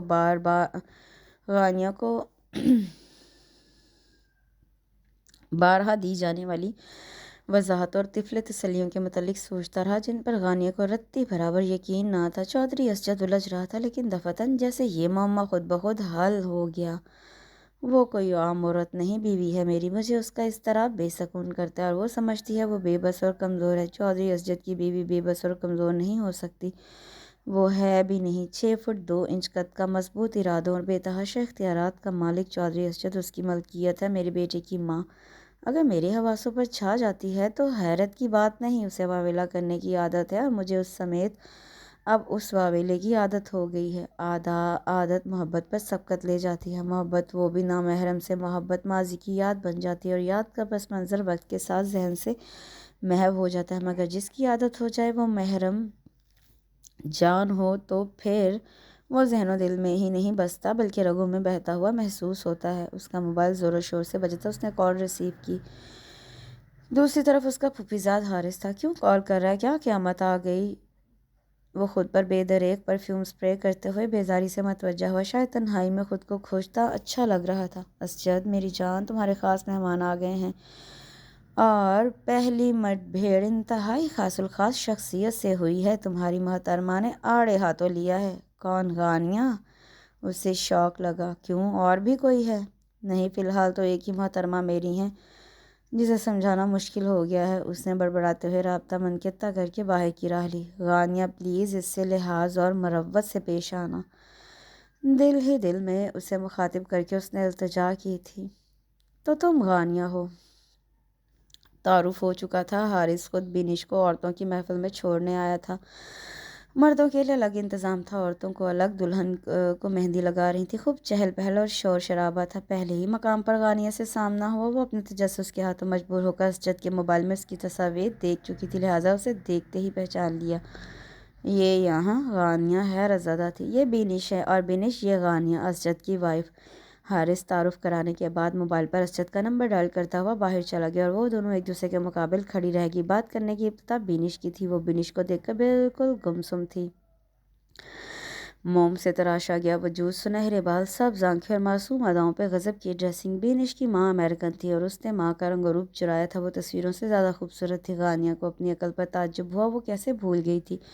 وہ جس شخص کی بیوی ہے وہ معمولی چیزیں پسند نہیں کرتا۔ چودھری اسجد کی پسند کو ایسا ہی تابناک، ہوش ربا اور دلنشین ہونا چاہیے تھا۔ اسجد کہاں ہے؟ پتہ نہیں۔ اس کی آواز گلے میں اٹک گئی۔ بے پرواہی سے کندھے اچکا کر جواب دیا اس نے۔ بیزار ہو کر ادھر ادھر دیکھا۔ میں یہاں صرف اسجد کے لیے آئی ہوں۔ مجھے بلا کر خود پتہ نہیں کہاں روپوش ہو گیا۔ میرے موبائل کی بیٹری بھی ڈاؤن ہے، ورنہ اسے کال کر لیتی۔ پلیز تم مجھے بتاؤ کہاں ہے وہ، ورنہ میں اس حویلی میں سے خود ہی ڈھونڈنے نکل کھڑی ہوں گی۔ وہ اسے دیکھنے میں غیر ملکی لگتی تھی۔ اس کی اردو بالکل صاف تھی۔ شوق سے ڈھونڈو، مجھے کیا اعتراض ہوگا بھلا؟ حیرت کے بادل چھٹے تو پھر دو تیز ہوائیں اس کے حوصلے کو ریت کی دیوار کی مانند مسمار کرنے لگی۔ اس نے ارد گرد اجنبیت اور لا تعلقی کی اونچی فصیلیں کھڑی کر لیں۔ اسجد ٹھیک ہی کہتا ہے۔ بینش نے اس کے سراپے پر تنقیدی نگاہ ڈالتے ہوئے سر جھٹکا۔ اسے الفاظ اور انداز دونوں تیر کی طرح لگے۔ کیا کہتا ہے؟ اس نے تڑک کر پوچھا۔ یہی کہ تم ایک نہایت خود پرست اور بے مروت لڑکی ہو۔ تمہیں کسی اور سے کوئی سروکار نہیں، اپنی ذات سے باہر تمہیں کوئی نظر نہیں آتا۔ اس نے خود کو زمین میں دفن ہوتا محسوس کیا۔ پورے قد کے ساتھ وہ اس کی نظروں سے اوجھل ہو جانا چاہتی تھی۔ بینش کے نام کی مالا جپنے والا شخص بینش کے سامنے اسے ان الفاظوں میں یاد کرتا ہے؟ یہ سب اس نے کہا؟ اس کے حلق میں آنسو اٹکنے لگے۔ ہاں، وہ یہی کہتا ہے۔ ہیلو بینش، کیسی ہو؟ وہ آ گیا تھا۔ غانیہ کو اس کی آواز بھی بہت دور سے آتی ہوئی محسوس ہوئی، حالانکہ وہ بالکل نزدیک تھا۔ ٹھیک ہوں، اور تمہارے بارے میں ہی پوچھ پوچھ کر ہلکان ہو رہی تھی، مگر مجال ہو جو یہاں کسی نے کچھ بتایا ہو۔ موبائل بھی گاڑی میں رہ گیا، اندر آ کر تم سے رابطہ بھی نہیں کر سکی۔ تھے کہاں تم؟ مجھے بلا کر خود غائب ہو گئے، میرا استقبال تک نہیں کیا۔ اس کا شکوہ بے حد اپنائیت بھرا تھا۔ غانیہ کو اپنا وجود غیر ضروری لگا۔ خاص لوگوں نے کیا ہے تمہارا استقبال۔ یہ غانیہ ہے میری بیوی، اور غانیہ یہ بینش ہے۔ اسجد نے مسکرا کر تعارف کروایا۔ غانیہ کی آنکھوں میں مرچیں سی لگنے لگیں۔ بینش نے اسجد کو گھور کر دیکھا۔ صرف بینش نے ہی، پورا تعارف کرواؤ۔ بینش نے اٹلا کر فرمائش کی۔ کیا مطلب؟ وہ سمجھ کر بھی انجان تھا۔ مطلب میں تمہاری ہونے والی بیوی ہوں، یہ حوالہ تو دو۔ ہونے والی بیوی ابھی نہیں ہو، لیکن ابھی کوئی رسم، کوئی نسبت نہیں ہوئی۔ ارادہ بدلتے دیر بھی نہیں لگتی۔ فی الحال اس حوالے پر صرف ایک کا حق ہے، یعنی میرا۔ چودھری اسجد کی نئی پرانی ایک ہی بیوی ہے ابھی، غانیہ اسجد۔ اس نے تسلی سے بینش کے ذہن میں لگے جالے جھاڑ دیے۔ کب تک بے سروپا باتیں برداشت کرتی؟ اسجد، تمہاری بیوی حد سے تجاوز کر رہی ہے۔ بینش تلملا کر بولی۔ میں اپنی حد میں ہی ہوں۔ غانیہ پلیز، سب متوجہ ہو رہے ہیں، تماشا مت بناؤ۔ اس نے نظر اٹھا کر ارد گرد دیکھا۔ کچھ دیر پہلے کا شور شرابہ تھم چکا تھا۔ خواتین ان کی جانب متوجہ تھیں۔ وہ پاؤں پٹکتی ہوئی چلی گئی۔ اسجد دانت پر دانت جما کر اسے جاتے ہوئے دیکھا۔ بہت بد لحاظ ہے تمہاری بیوی۔ بد لحاظ نہیں ہے، اسے غصہ جلدی اور شدید آتا ہے، وہ اکتا کر بولا، پھر اسے اپنی ماں کے پاس بٹھا دیا۔ وہ بیزار تھی اس طرح کے استقبال کی، اسے بالکل توقع نہیں تھی۔ اس کا خیال تھا اسجد اسے دیکھ کر خوش ہوگا، اس کی فیملی اسے سر آنکھوں پر بٹھائے گی۔ اسجد کی دیہاتی بیوی منہ چھپاتی پھرے گی۔ وہ تقریب میں سے چلی گئی تھی۔ بینش کو خوش ہو جانا چاہیے تھا، لیکن جیسے اسجد کا رنگ پھیکا پڑا تھا، بینش کی خوشی بھی مان پڑ گئی تھی۔ وہ اسے اجنبی لوگوں میں چھوڑ کر خود پتہ نہیں کہاں چلا گیا تھا۔ بینش کا دل ہر شے سے اچاٹ ہو گیا۔ وہ نظر بچا کر اسجد کو ڈھونڈنے کے لیے وہاں سے اٹھ گئی۔ اس کے قدم اسی جانب تھے جہاں اس نے اسجد کو جاتے ہوئے دیکھا تھا۔ غانیہ، یہ کیا طریقہ ہے؟ وہاں سب باتیں کر رہے ہیں، تم مجھے مسلسل مایوس کر رہی ہو۔ جانتی ہو عابد کی شادی عبدالاحد ماموں کی بیٹی افشین سے ہو رہی ہے، اور ساتھ ہی بڑی خالہ اپنی بیٹی نشاط کے رشتے کی بات بھی کر رہی ہیں۔ عابد نے ہاں کر دی ہے۔ خاندان میں کسی کو اعتراض نہیں ہے۔ مجھے دیکھو، ہر طرح تمہیں خوش رکھنے کی کوشش میں ہلکان ہو رہا ہوں۔ مگر تمہارا مزاج ہی درست نہیں ہوتا. تمہاری پکی سہیلی افشین بھی تو ہے. شادی کے چند ماہ بعد عابد کی دوسری بیوی کو برداشت کرے گی. نشاط تو عابد سے عمر میں بڑی ہے. خالہ کی خواہش تھی کہ نشاط کی شادی مجھ سے ہو.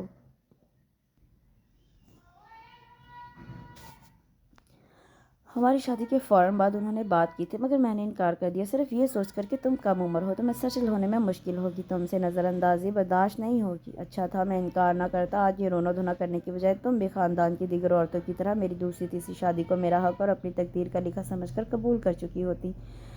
غانیہ نے ساری تقریر کو دل برداشتہ ہو کر سنا. مجھ پر کیا احسان جتا رہے ہیں؟ میرے تو فرشتوں کو بھی علم نہیں کہ آپ نے مجھ جیسی ناپسندیدہ ہستی کے لیے ایسی عظیم قربانی دی تھی. اب کر لیں اس سے دوسری تیسری شادی، دیر نہیں ہوئی. عابد کسی اور سے شادی کر لے گا، جائیداد خاندان سے باہر نہیں جائے گی. زاہد خالو آپ کو اپنی سیاسی پارٹی کا چیئرمین بھی بنا دیں گے. اس سب کے لیے ہی عابد نے ہاں کی ہے اور آپ پچھتا رہے ہیں. وہ زہر خند ہوئی تھی، اچھی طرح جانتی تھی اس خاندان میں اپنے فائدے کے لیے رشتے کیے جاتے ہیں. اسجد نے اسے ملامتی نگاہوں سے دیکھا. ہاں پچھتا رہا ہوں، لیکن تم جیسی کم فہم بیوی کی وجہ سے بتا بتا کر تھک گیا ہوں کہ بینی سے کمٹمنٹ تھی، میری شادی کا وعدہ کیا تھا تو کیا اپنے کال سے پھر جاؤں؟ مرد کی شان اس کے کال نبھانے میں ہوتی ہے. تمہیں بھی مجھے سمجھنے کی کوشش کرنی چاہیے. جہاں منع کر سکتا تھا وہاں کر دیا تھا.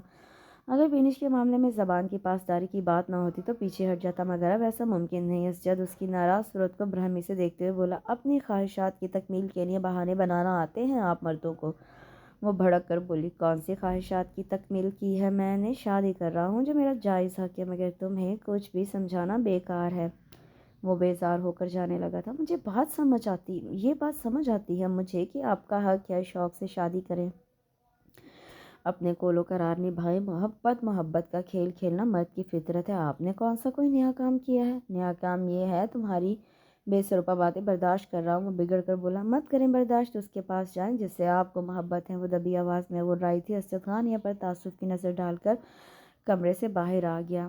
اس نے اپنے عقب میں دروازہ خاصے زور انداز میں بند کیا تھا. سامنے ہی بینش کو دیکھ کر وہ بدمزہ ہو گیا. وہ کسی ملازمہ سے پوچھ کر اس طرف آئی تھی اور یہاں آ کر اسے مایوسی نہیں ہوئی. اس کے چہرے کے تاثرات بتا رہے تھے کہ وہ ان دونوں کی بحث سن چکی ہے. حیرت ہے چودھری اسجد بیوی کو قائل کرنے میں بالکل صفر ہے. اچھا تھا کہ تم مجھ سے شادی کرنے سے انکار کر دیتے. اس کا انداز طنزیہ تھا. تم سے وعدہ کیا تھا، اس سے مکر نہیں سکتا، لیکن بے فکر ہو جاؤ، وہ قائل نہ بھی ہو تو میں اپنا قول نبھاؤں گا. بینش نے بند دروازے پر نظر ڈالی. تم بلا وجہ سے قائل کرنے کی کوشش کر رہے ہو اور وہ بھی بات بڑھا رہی ہے. صاف ظاہر ہے وہ ہماری شادی سے خوش نہیں. چھوڑ دو اسے اس کے حال پر. مجھے کون سا یہاں مستقل قیام کرنا ہے؟ کراچی میں رہوں گی اور یہ یہاں. بینش کو اسجد کا غانیہ کی فکر میں ہلکان ہونا ایک آنکھ نہیں بھایا تھا.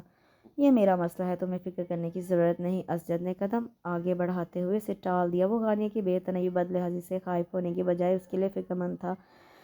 اس کی فکر مندی دیکھ کر بینش آگ بگولا ہو رہی تھی. یہ جلن اور رقابت کا احساس دونوں عورتوں کے اندر یکساں موجود تھا، لیکن اسجد کو شکایت صرف غانیہ سے تھی. بینش اس کے خیال میں معاملہ فہم اور سمجھدار لڑکی تھی. اس نے جاتے جاتے پلٹ کر دروازے کی سمت دیکھا. غانیہ کا بے رنگ چہرہ نظر آیا. بینش کے لبوں پر فاتحانہ مسکراہٹ چمکی. ایک قدم بڑھاتے ہوئے اس نے اسجد کا ہاتھ بھی تھام لیا. ان دونوں کے نگاہوں سے اوجھل ہونے سے پہلے غانیہ نے دروازہ مقفل کر لیا. قفل دروازے پر ہی نہیں دل پر بھی لگ گیا تھا. اس نے اسجد کو خود سے دور جاتا ہوا دیکھ کر اسے دستبرداری کا فیصلہ کر لیا تھا. رات اپنے آنچل میں اندھیرا ہی نہیں چاند ستارے بھی سمیٹ کر لاتی ہے، مگر ہر رات ایک جیسی نہیں ہوتی. کبھی کبھی رات کے دامن میں سیاہ گھن گھور گھٹائیں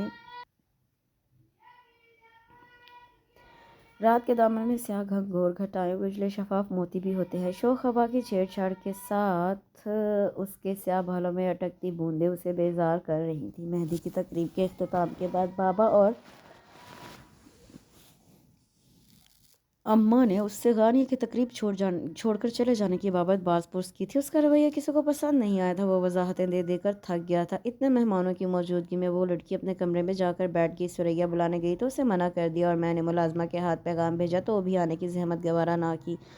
اس خاندان کے مردوں کے سامنے کسی عورت کو ایسے نخرے دکھانے کی اجازت نہیں. مرد عورت کا دماغ درست کرنے کے لیے زبان ہی نہیں ہاتھ بھی استعمال کرنے سے دریغ نہیں کرتے. خود سمجھا لو اسے. اگر میں نے کچھ کہا تو تمہیں برا لگے گا.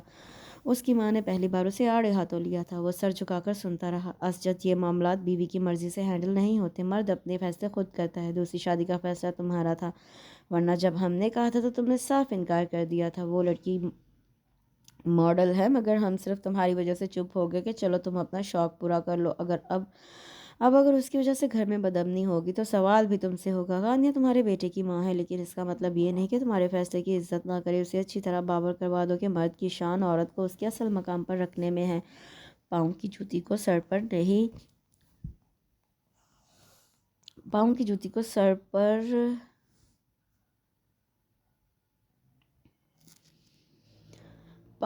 سر پر نہیں بٹھایا جاتا۔ یہ کسی اور کے نہیں، اس کے والد کے الفاظ تھے، اس کی بیوی غانیہ کے سگے تایا کے الفاظ۔ اسجد ان کے خیالات سے شدید اعتراض اور اختلاف رکھتا تھا۔ اسے اپنے والد کو تعصب سے دیکھا۔ آپ لوگ فکر مت کریں، میں اپنے معاملات ہینڈل کرنا اچھی طرح جانتا ہوں۔ اسے بھی اپنا مقام پتہ ہے، آئندہ آپ کو شکایت کا موقع نہیں ملے گا۔ اس نے بے دلی سے بات ختم کر دی۔ وہ اپنے ماحول، رسم و رواج اور حویلی کے اصولوں سے سخت برگشتہ تھا، اور ایسا اچانک نہیں ہوا تھا، بہت آہستہ آہستہ وہ ان روایات کے خلاف ہوا تھا۔ پہلی بار اس وقت جب الیکشن کے موقع پر سہیل نے اپنے ایک ملازم کے قتل پر زمین و آسمان ایک کر دیا تھا۔ وہ سمجھتا رہا سہیل مخالف پارٹی پر سبقت لے جانے کے لیے ایسا کر رہا ہے، مگر اس نے خون بہا میں لڑکی کا تقاضا کیا تو اسجد ہتے سے اکھڑ گیا۔ سہیل نے بالا ہی بالا سب معاملات طے کر کے قاتل کی بہن مہر النساء سے نکاح کر لیا۔ وہ لڑکی کسی کی منگیتر تھی، کم عمر اور حساس۔ اس کا منگیتر کس طرح تڑپتا رہا، اسے مارا پیٹا گیا۔ اسجد اس کا طرفدار تھا، اس کی وکالت کرتا رہا، مقدمہ لڑتا رہا، یہاں تک کہ معاملہ بظاہر ٹھنڈا پڑ گیا، مگر یہ اسجد کی غلط فہمی تھی۔ اسے چودھری اجمل نے اپنے ایک سائنٹر دوست کے بیٹے کی شادی میں جانے کا کہہ کر اسلام آباد بھیج دیا، اور اس کے جاتے ہی سہیل نے مہر النساء سے نکاح کر لیا۔ اس کے منگیتر نے خودکشی کر لی اور مہر النساء زندہ لاش بن کر رہ گئی۔ دوسری بار اسے اپنے رسم و رواج سے اس وقت شکایت ہوئی جب جائیداد کی وجہ سے اس کی شادی اس کی مرضی کے خلاف غانیہ سے کرا دی گئی۔ اس کے والدین نے اسے آمادہ کرنے کے لیے ہر حربہ استعمال کیا، جائیداد سے آگ کرنے کی دھمکی دی، لا تعلق ہو جانے کا ڈراوا دیا، اور جب وہ نہ مانا تو سہیل نے اس کی بہن کو طلاق دینے کی دھمکی دے کر اسے ہتھیار پھینکنے پر مجبور کر دیا۔ اس سے شادی کر لی، لیکن اس کا دل اس حویلی کے اصولوں کے خلاف ہو گیا۔ وہ اپنی زندگی میں صرف بینش کو شامل کرنا چاہتا تھا، جس سے وہ محبت کرتا تھا۔ اس کے دل اور زندگی میں کسی اور عورت کی جگہ نہیں تھی۔ غانیہ کو اس کی زندگی میں شامل کر دیا گیا تھا۔ وہ اسے کئی دنوں تک نظر انداز کرتا رہا۔ غانیہ نے بھی اس کے آگے پیچھے پھر کر اس کا دل جیتنے اور توجہ حاصل کرنے کی کوشش نہیں کی۔ وہ اگر گریز برتتا تھا تو وہ اسے رتی برابر پرواہ نہیں تھی، لیکن اسجد کو جلد احساس ہو گیا وہ کم عمر ہی نہیں، محبت جیسے حساس جذبے سے نابلد بھی تھی۔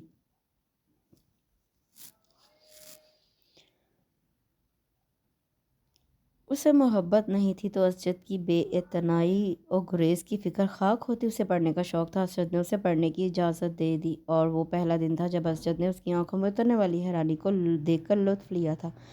وہ اس حویلی کے دوسرے مردوں سے مختلف تھا۔ اس کا دل خود سے وابستہ ہستی کو کمتر سمجھنے پر کبھی آمادہ نہیں ہوا۔ وہ ہر عورت کی عزت کرتا تھا، پھر بیوی کو کیوں کر عزت نہ دیتا۔ والدین سے اس نے حویلی کے رسم و رواج اور ناپسندیدہ اصولوں کے متعلق کبھی بحث نہ کی، اور نہ ہی ان کے خیالات بدلنے کی کوشش کی۔ آج بھی وہ وہاں سے اٹھ کر اپنے کمرے میں چلا آیا تھا تاکہ غانیہ کو سمجھا سکے، مگر دروازہ بند تھا۔ کئی بار دستک دینے کے باوجود اس نے دروازہ نہیں کھولا تھا۔ وہ ضد چاہ کر باہر آ گیا۔ وسیع و عریض حویلی کی حدود سے باہر درختوں کا سلسلہ تھا۔ وہ ایک تناور درخت کے نیچے ایک پتھر پر بیٹھ کر سگریٹ سلگانے لگا۔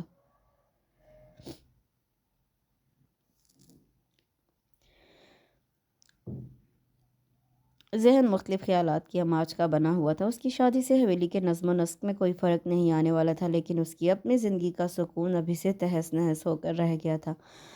اس کے ساتھ ہی یہاں میں اس کا پہلے حصے کا پارٹ جو ہے وہ ختم کرتی ہوں۔ انشاءاللہ کل اس کا دوسرا اور آخری حصہ میں اپلوڈ کروں گی۔ کمنٹ سیکشن میں آپ نے مجھے ضرور بتانا ہے کہ آپ کو یہ ناول کیسا لگا۔ اپنا بہت سا خیال رکھیں، دعاؤں میں یاد رکھیں۔ اللہ حافظ۔